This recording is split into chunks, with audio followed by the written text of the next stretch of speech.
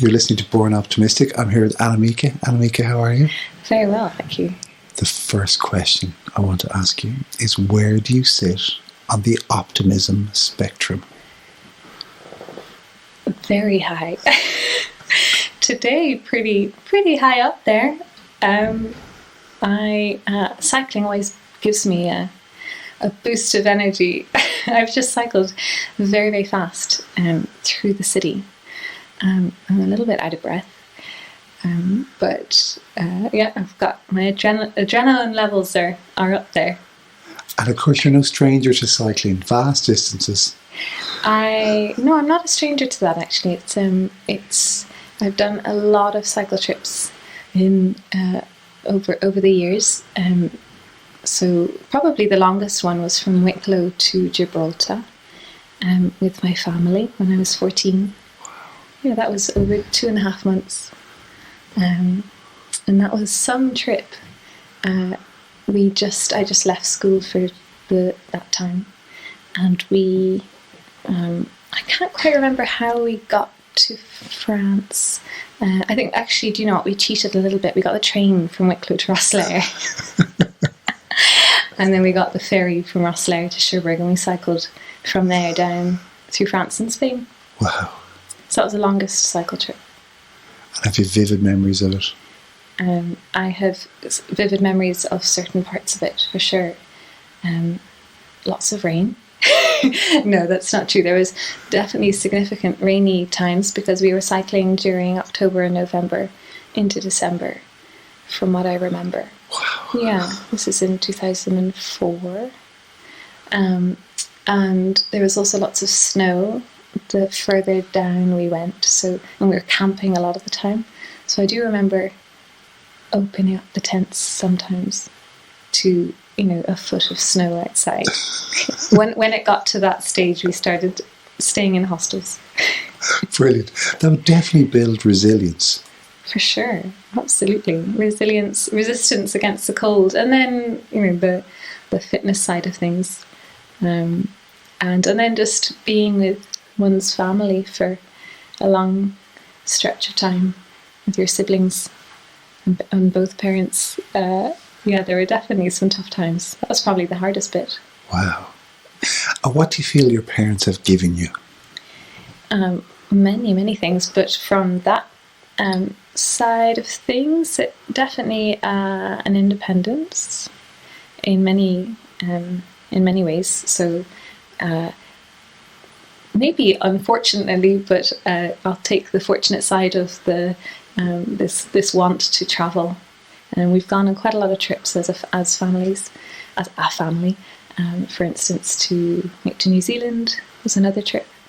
And so I've been really lucky, actually, as a child, growing up in a family where we had the opportunity to do that through kind of work placements of my parents.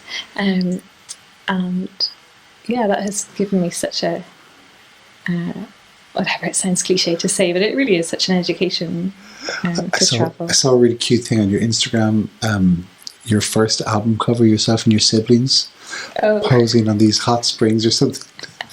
Yeah, my first album cover. That's my next album. That was in New Zealand, actually. Rotorua, I think, was the name of the place. That was 1995.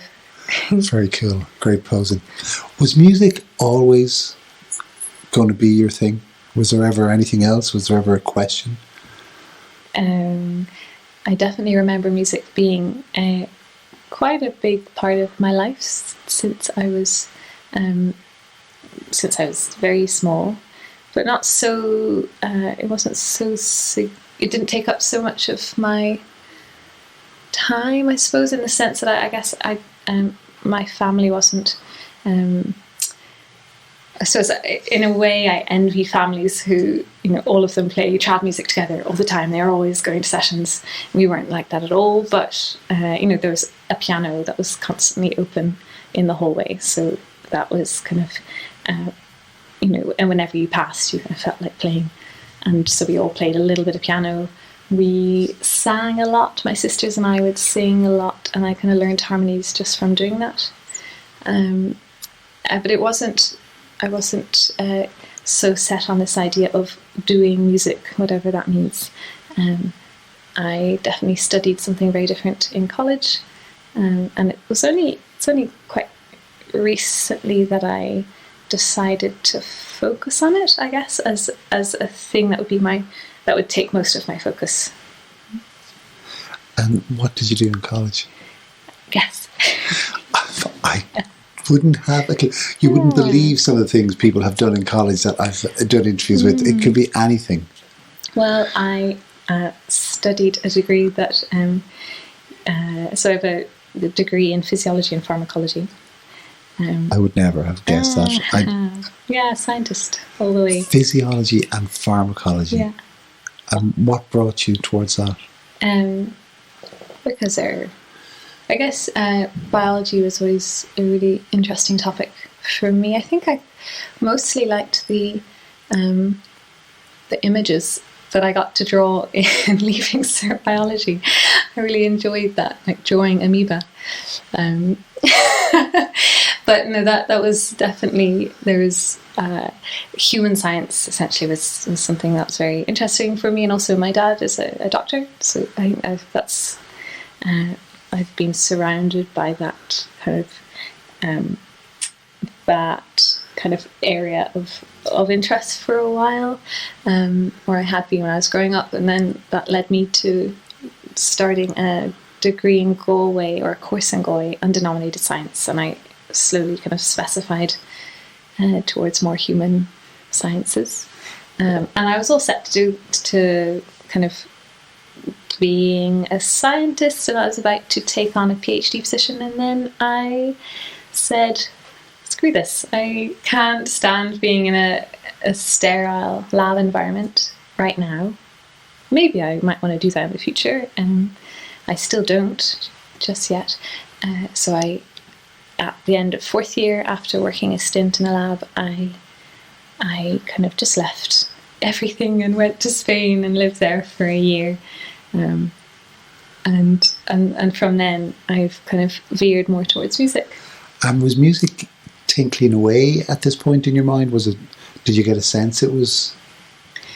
Yeah, so whenever I found it quite I found it easier to study chemistry when I was playing guitar. So I'd sit at my desk with a guitar and then like read my notes but also play guitar at the same time, learning guitar chords, and all the chemical structures went in. Exactly.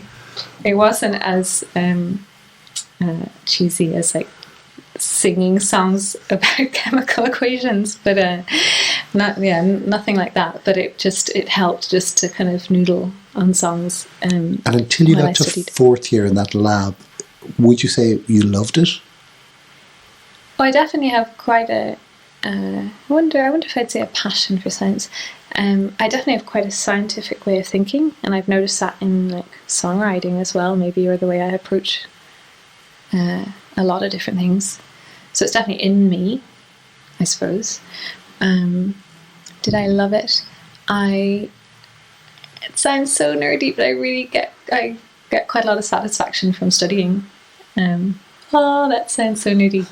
But I do. That's that. And well, the word nerd has gone from a negative word to a positive word in, I would say, the last 2 decades. Okay, maybe I haven't caught on to that yet.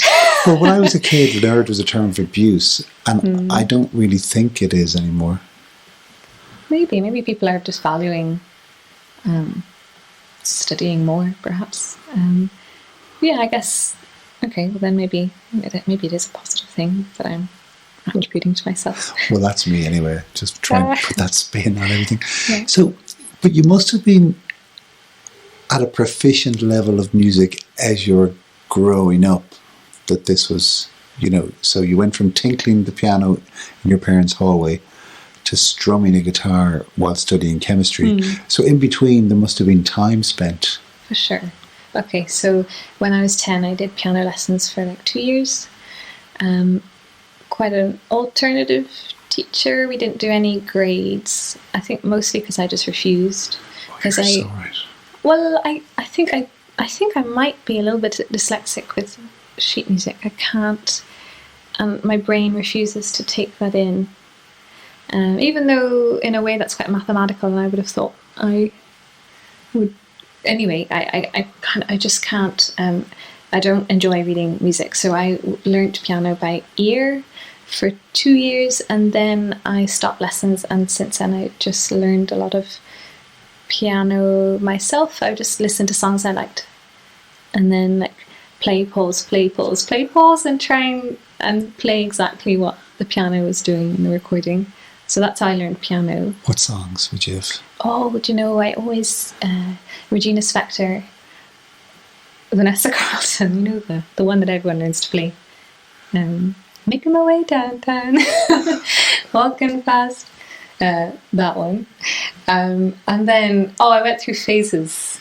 I went through many phases during my teens of learning different songs. Jan Tiersen.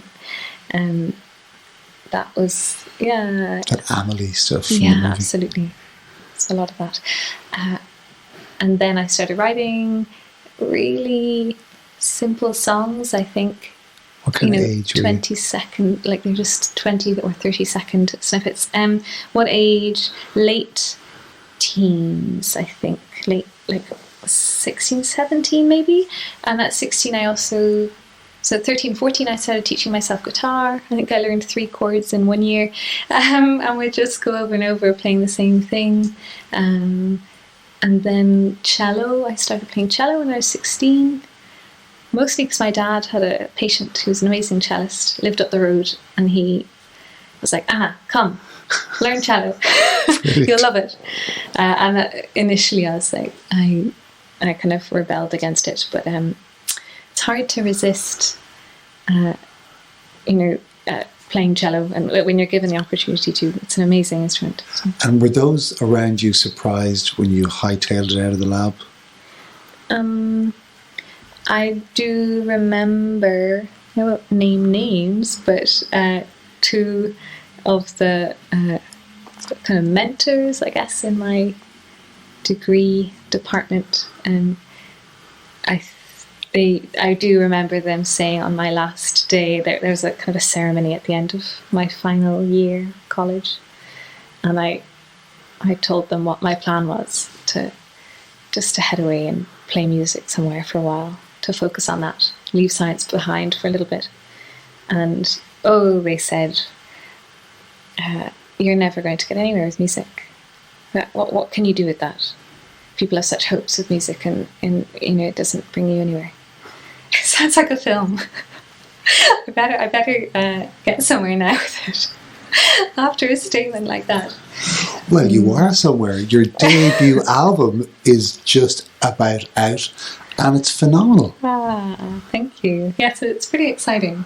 Maybe it was that statement that pushed me to... I'll show them.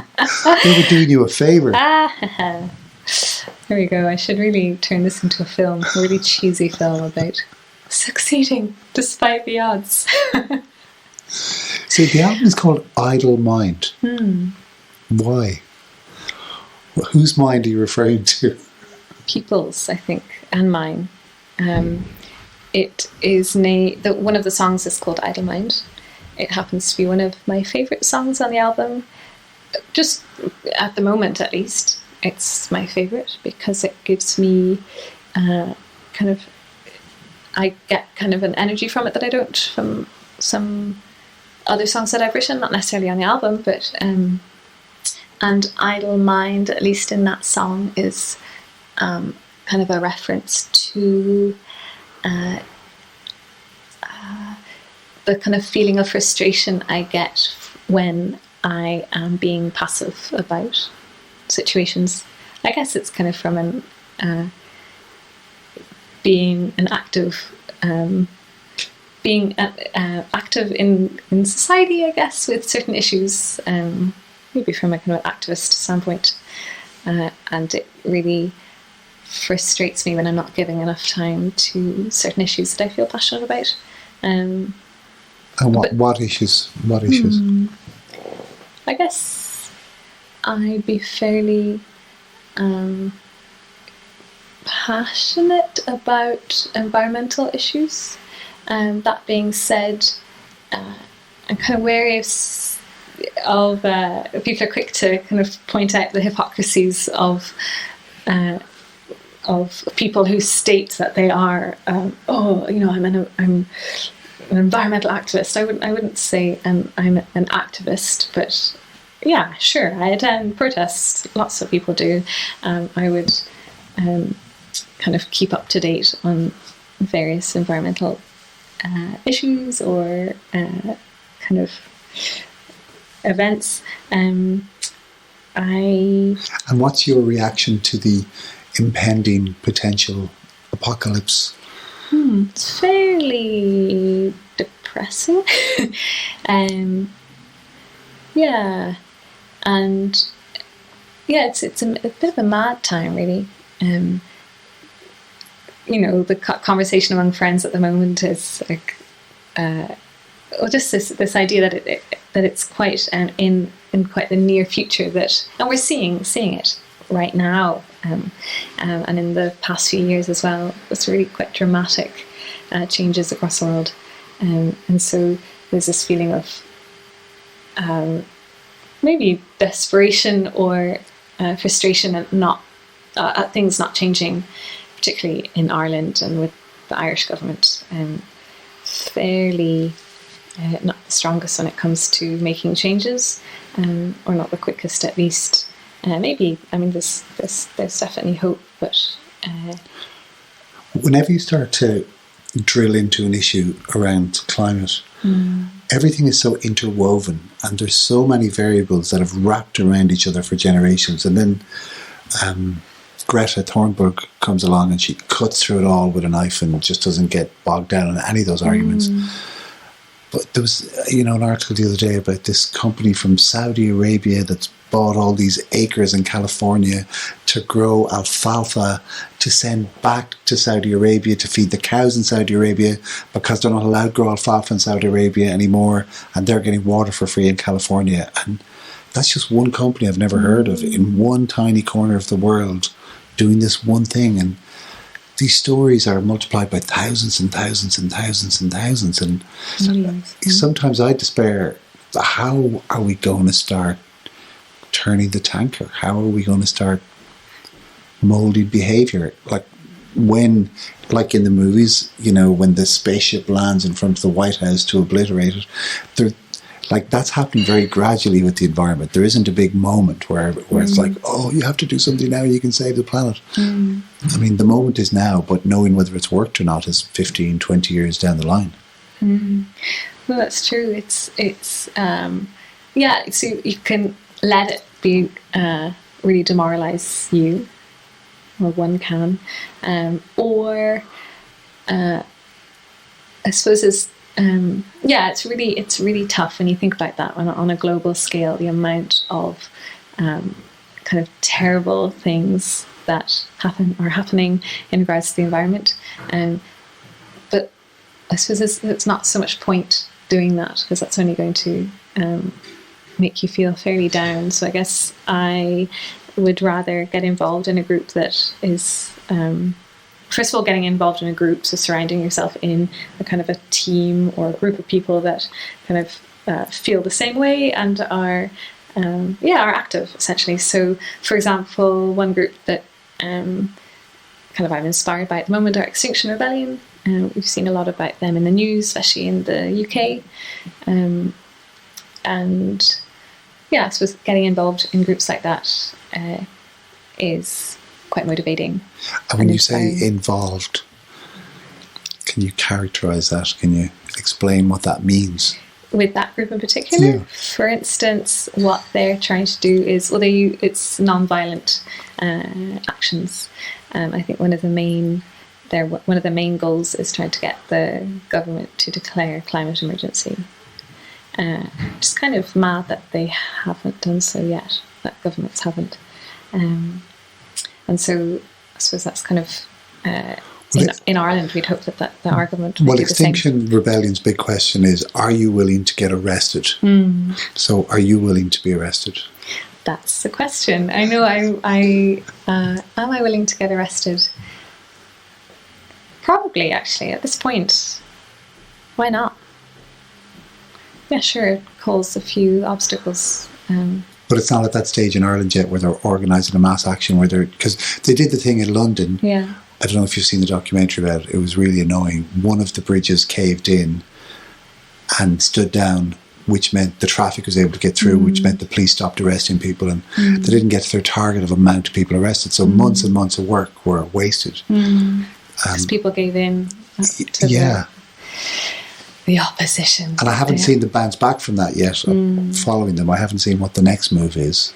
It must have been a bit of a blow. Well, it's Extinction Rebellion, or not Extinction Rebellion, but it's Rebellion Week coming up. I'm not exactly sure the exact dates, but there are kind of actions being planned worldwide, definitely in Ireland as well. Can't give any details, secret information. Anyway, Extinction Rebellion Ireland are definitely up and running. Having their first meeting very soon. We'll see if we'll see you. Well, they probably won't even use handcuffs for mass arrests. It'll just be cable ties. Oh no! Yeah. There's no budget for handcuffs. There are hundreds of people. But do you ever wonder what the world is going to be like in 30 years' time? Or 40 years' time? Or 50 years' time? Do you know, I haven't actually let myself think so much about that, because it just make me a little bit sad. I suppose one question that is going around, like friends of mine, is do we want children? Do you want to bring up a child in a world that is potentially going to be quite catastrophically different and tough to live in? I don't know. I don't know if myself or many friends of mine do, but then, on the other hand, people who are active about these things or care about the environment should have children and teach them it's a tricky question. It is. But I think as well the answer could change for an individual. They may feel one thing at one point, and then 5 or 6 years later they might feel a different thing. Because even, when you're younger, the idea of having kids doesn't automatically feel as important as it might when the same person is a little bit older. There's a time in life question as well, so that whole thing is interesting. It's an interesting... Yeah, I'm also conscious that, for my parents, there would have been when they were my age, there was a kind of this kind of climate issue as well. So it has been kind of an impending thing for a long time. I guess at the moment though, it just feels it feels worse than ever. I mean, I can't speak for the 60s or 70s or whatever, but so as we hear quite or we see lots of headlines of doom really at the moment. But that song, Idle Mind, the title track of your album, was in particular a reaction to a state of unthinking on the part of people, or? I am wary of saying of other people, mostly for myself, and maybe people I would see as representing the rest of us. The act of being, or the act of being passive on kind of really important issues, and just kind of sitting back and watching things happen,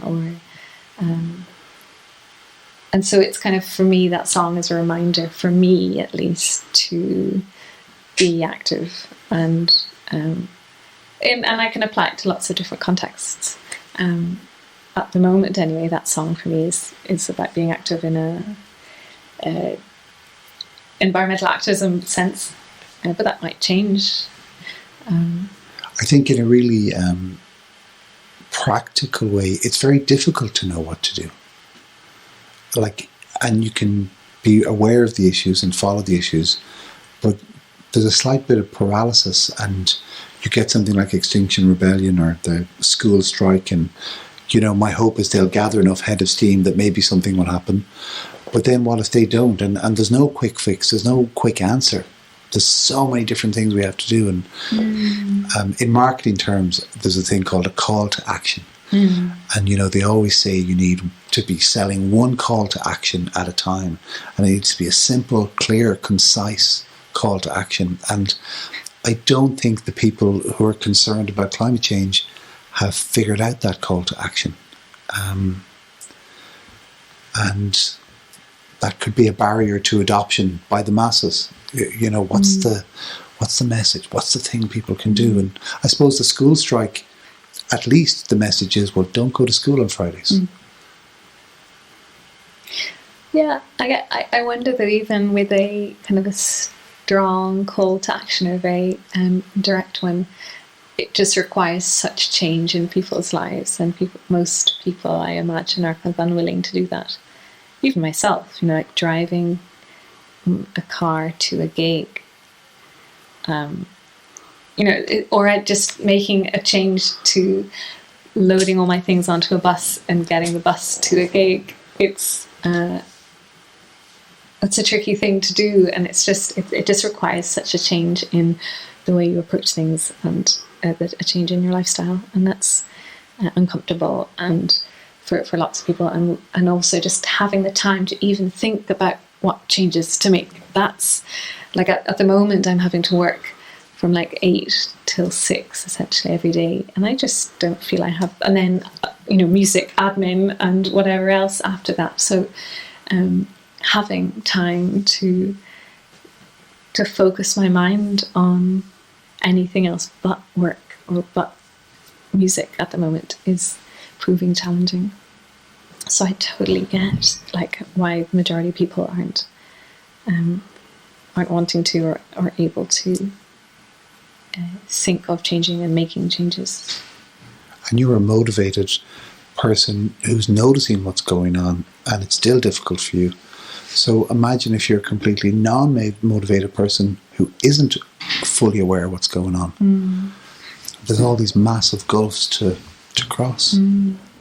I have this thing, and you know, maybe this is the time it'll be wrong, but humanity has this habit of doing things just in time and no sooner. There seems to be no incentive to do things until the last minute. And it's really weird. I've found myself adopting that myself in all kinds of bits of life where everyone else does it. So I find myself doing it just in time. And you do just what you have to do, just when you have to do it. It's not really going to work though in this case, is it? And it's not. No. Because what is the just enough, just in time? When is just in time? Was it last year? Was it 10 years ago? Was it 20 years? Was it 50 years ago? Was it next year? But what did give me such, just on a positive note, being at the massive student strike 2 Fridays ago, was it? That was, I'm not sure if you were at it. No. So it went from one side of Stephen's Green to the Dáil, and it was so amazing. I've never really gotten that same feeling from being at or witnessing kind of a protest like that. There was such a sense of unity and sense of the collective, possibly because of the same age, that everyone was more or less the same age, and the kind of youthfulness of everyone, because it was kind of school students. And then also I was thinking about it, just the chanting was just at a different level to usual. I think there was just such unification in like the chanting and in like the movement. I haven't really been at a march similar to it. It was really it was really inspiring. It's cool. And I think another one is planned soon. And any memorable chants? Any chants that stuck in your head? On the spot I can't think of some. Definitely there were some for sure. Maybe you could songify them. Oh no. Turn them into a song. Turn them into an anthem. I could. I guess I'm fairly into slightly more kind of obscure Well, lyrics. your album still kind of overflows with melody. you know, it's not a hard listen by any means. Like it's super melodic, it's super engaging. How do you hope to affect people who listen to your music? What do you hope the byproduct of them encountering you is? Ooh, I haven't thought about this question before at all. That's what do I hope? I actually have no idea. I guess I would hope that people get some sort of positive feeling from it, I suppose, or some feeling, full stop, whether it's negative. That's still a feeling. That's quite, that's a success in my eyes. I mean, that's what art is, isn't it? It's trying to, or that's what I hope to do anyway with my music. A reaction. A reaction to my music, whatever that is. I suppose, I wonder, it sounds really selfish of me, but with this album, I'm just seeing it as more of a way for me to document document what I've done so far, just for myself, for my own record, in a way. And so what people think of it, I haven't really given much thought to that. No, I've thought about it. Like, I hope people like it, but it's not. What do you get out of it again? What do I get out of it? What do you get out of it? Yeah. Out of writing music? Oh, there's such satisfaction in.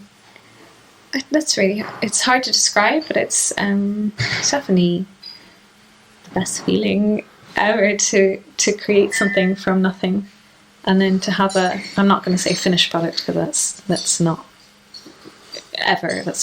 possible, I guess, with art, I guess. Such satisfaction, and that word satisfaction seems so reductive, but I definitely, for me anyway, playing music, 3 hours could go by, where I'm playing just the same riff and I'm completely kind of away with the fairies or whatever. I don't know what phrase I'd use, but it might feel like 5 hours, but it's 5 minutes, and it's actually just 3 hours. Lost in music. Exactly. Well, I urge everyone listening to get lost into your album. And I'll only leave this in, if the filters on my editing software haven't managed to edit out the clattering in the background, and if I haven't managed to edit out that clattering, I do apologise. That's Gadgie in the next room emptying the dishwasher. Oh, a useful thing to do there. Much needed. But it's quite loud. We'll see what it turns out like. So if this bit gets left in, it means I felt the need to apologise. So Anna, Mieke, thank you so much for your time. Thank you for having me. And love the album, Idle Mind. Brilliant. Thank you very much. And you've been listening to BornOptimistic. Until next week. Thanks for listening. Bye.